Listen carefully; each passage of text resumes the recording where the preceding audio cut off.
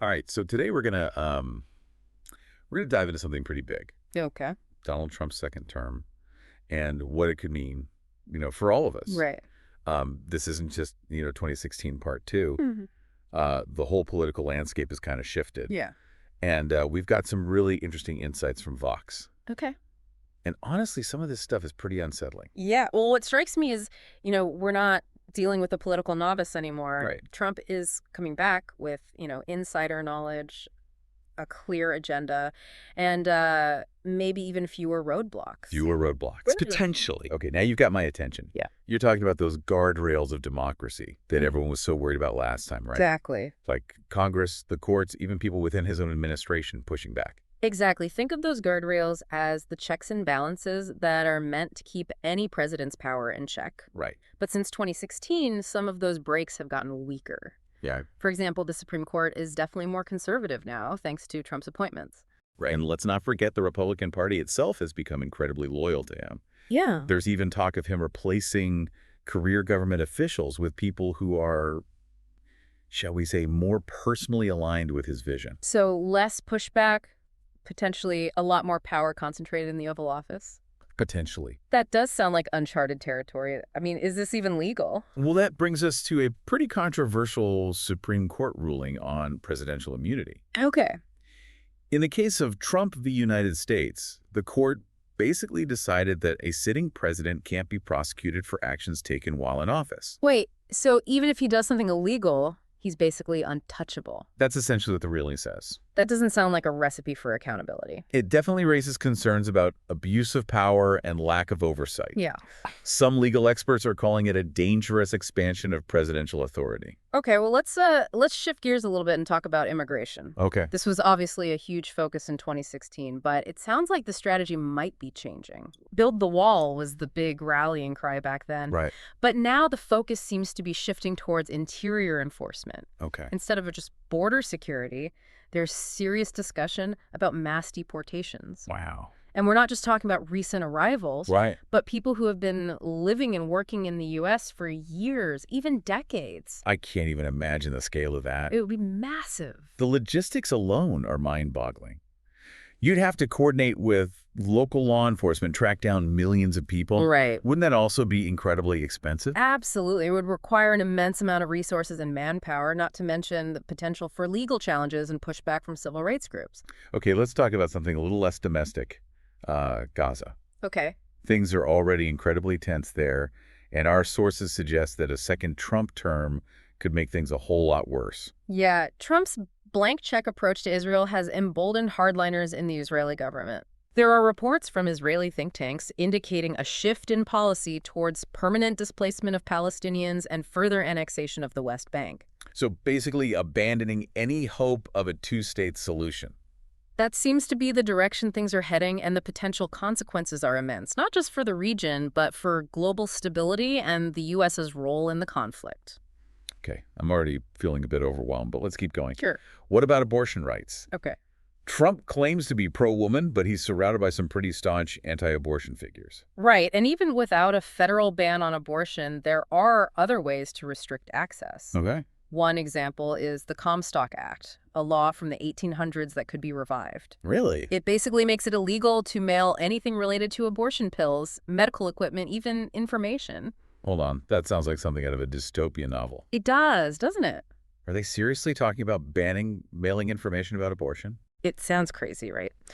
But it highlights how determined anti-abortion activists are to find creative ways to restrict access even without overturning Roe v. Wade directly. Right. Imagine you live in a state where abortion is already banned, and now you can't even get information or medication through the mail. Yeah. That's a pretty scary scenario for a lot of women. Okay, so we've got potential power grabs domestically, a potential powder keg in the Middle East, and now threats to women's health care.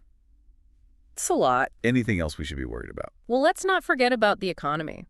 Trump has been talking a lot about tariffs. Oh, yeah. Specifically, a 10% tariff on all imports, regardless of what they are or where they're coming from. Didn't he make similar promises in 2016? He did, and he followed through on some of them. What's different now is that he might have even more freedom to act unilaterally on these kinds of economic policies. Okay. Economists are warning that such a blanket tariff could lead to all sorts of problems. But why? including higher prices for consumers, Yeah. damage to U.S. manufacturing, and global trade wars. Imagine going to the grocery store and seeing the price of everything jump by 10% overnight. Yeah. That's the kind of impact we're talking about. Okay, one last thing that's been bugging me.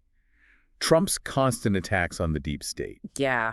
You know those career government employees who keep the wheels turning? This is where things could get really troubling. Okay. Imagine government agencies becoming completely politicized, Hmm. used to reward allies and punish anyone who criticizes the administration. Hmm. One concrete example our sources point to is the IRS imagine audits being weaponized, targeting people who speak out against Trump's policies. So not only are we talking about policy changes, but a fundamental shift in how the government itself functions. Exactly. It raises serious concerns about abuse of power, erosion of trust in institutions, and the potential for long-term damage to our democracy. It feels like we're talking about two very different versions of America here. It does feel that way sometimes.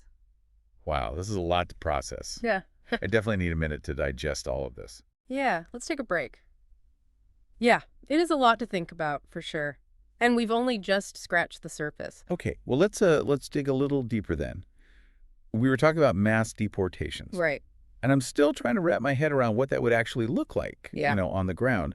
How would they even carry out such a massive operation? Honestly, it would be a logistical nightmare. You're talking about millions of people, many of whom have built entire lives here. They have families, homes, businesses. Right. It would require just an unprecedented level of coordination between federal, state, and local law enforcement.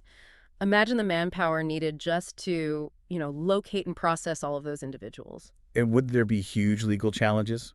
Surely there would be pushback from, civil rights groups and legal advocates. Absolutely. There's a whole web of legal precedents and protections in place that would need to be navigated, if not completely dismantled. It's not as simple as just, rounding people up and putting them on buses. There would be court battles, appeals, legal challenges every step of the way. So even if Trump is, determined to go down this path, it's not a guarantee that he'd be successful. Not at all. There are multiple points of potential resistance, both within the government itself and from civil society. It would be a massive undertaking, and the legal and logistical hurdles are immense. Okay, let's say hypothetically that mass deportations somehow do become a reality. What kind of economic impact would we be looking at? Well, for starters, you'd have a massive labor shortage in key industries. Think agriculture, construction, hospitality. Right. These sectors rely heavily on immigrant labor. And it's not just those specific industries. There would be ripple effects throughout the entire economy. And of course, we can't forget about the humanitarian cost. Yeah. Separating families, uprooting people from their homes and communities. Exactly. The social and psychological impacts would be devastating. We're talking about tearing apart the very fabric of American society. Okay, let's shift gears again to another potentially explosive issue. Gaza. Our sources painted a pretty grim picture of what could happen under a second Trump term, with hardliners in the Israeli government feeling emboldened by his blank check approach. Yeah, the potential for escalation is very real. We're talking about a region that's already rife with tensions, historical grievances, and deep mistrust. Any spark could set off a firestorm.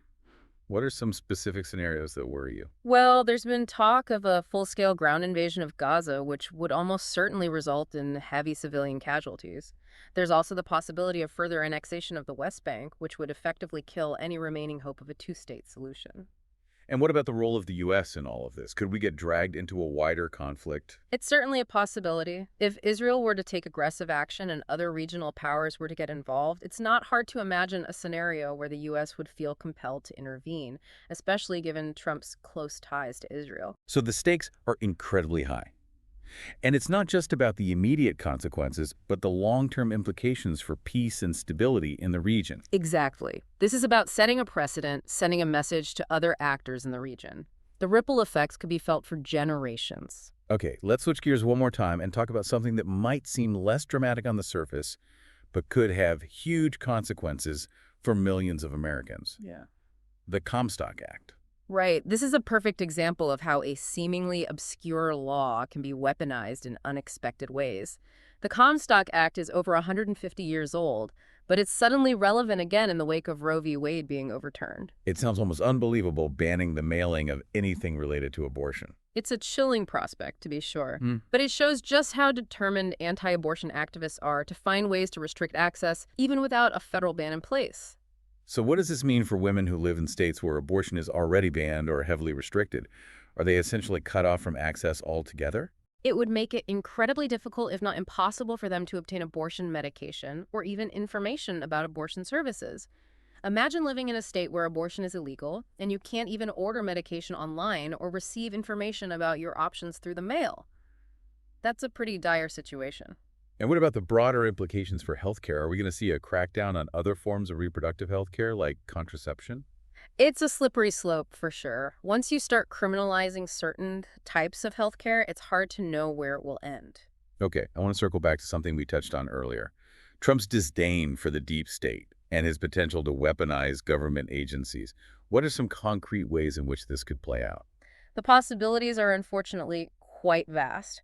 We already saw glimpses of this during his first term with his attempts to interfere with the Justice Department and pressure intelligence agencies to investigate his political rivals. So basically using the machinery of government for personal gain and to silence his opponents. Exactly. And remember, he's now had 4 years to think about how to do things differently, how to circumvent potential roadblocks and consolidate his power.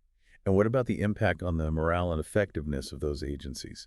It's hard to imagine how career civil servants could function effectively in such a politicized environment. It would likely lead to an exodus of talent, a chilling effect on dissent, and a decline in the quality of government services overall. So not only is this about potential abuse of power, but also about undermining the very institutions that are supposed to serve the public good. Exactly. It's a dangerous combination and one that could have far-reaching consequences for our democracy. Okay, this is all pretty heavy stuff. Mhm. Before we move on, is there anything else you want to add? Any particular concerns that are top of mind for you? I think what worries me most is the erosion of norms and precedents. We've already seen a significant weakening of democratic institutions and guardrails over the past few years, and it's not clear whether those norms can be restored once they've been broken. So even if a future administration tries to, course correct, the damage might already be done. That's the fear. We're entering uncharted territory, and the consequences could be far-reaching and long-lasting. Well, that's a sobering thought. Let's take a moment to consider what we've learned so far. All right, we've covered a lot of ground in this deep dive, and honestly, I'm feeling a bit overwhelmed. Yeah. It all sounds pretty bleak, but I'm hoping we can end on a slightly more positive note. Huh? What can, NMA people like you and me actually do in the face of all of this? It's easy to feel powerless when we're talking about, these massive shifts in power and policy. But remember, democracy is a participatory process. It requires constant vigilance and engagement from all of us. Even small actions can make a difference. Yeah. Okay, so what are some of those actions? Give me something concrete. Yeah, I can hold on to here. First and foremost, stay informed. Don't just rely on social media or, partisan news outlets for your information. Seek out diverse perspectives. Fact check everything you read and just be critical of the information you're consuming. Think for yourself. So basically, don't believe everything you read on the internet. Exactly. Solid advice. We live in a world of information overload, and it's easy to get swept up in the noise and sensationalism. But taking the time to really understand the issues, to separate fact from fiction, is more crucial now than ever. Okay, so I'm informed, I'm engaged, I'm ready to take action. What's next? Well, there are many avenues for civic engagement. Get involved in local politics, support organizations that align with your values, contact your elected officials, and make your voice heard. Remember, those officials work for you. Let them know what matters to you. Yeah, it's easy to feel like one voice doesn't matter, especially when you're up against something as big as a presidential administration. Yeah. Are you saying that even small actions like that can actually make a difference? Absolutely. Democracy thrives on citizen participation.